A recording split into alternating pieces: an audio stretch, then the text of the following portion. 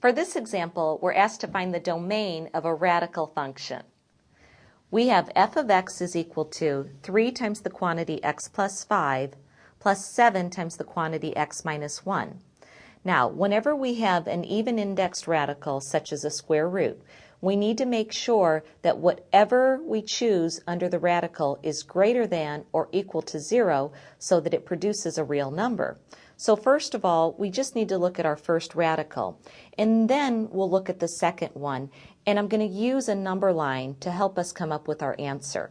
So we want to make sure when we have an even-indexed radical, such as a square root, that we have what's underneath the radical greater than or equal to 0. 0 is fine, it just needs to be greater than or equal to 0. So in this case, x needs to be greater than or equal to -5. Let's look at our second radical and do the same thing. We need to make sure that x minus 1 is greater than or equal to 0. So in this case, x has to be greater than or equal to 1. Now, let's use a number line to help us.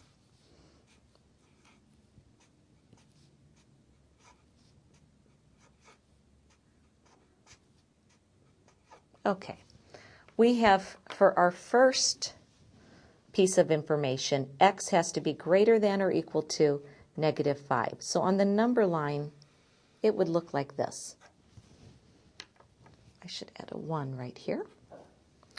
And the other piece of information we have is that x needs to be greater than or equal to 1, which really looks like this.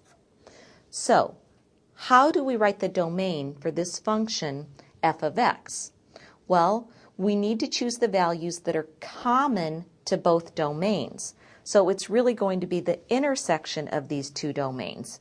In other words, I can't choose a number to the left of 1 on the number line. For example, what if I wanted to include 0 in my domain for this entire function?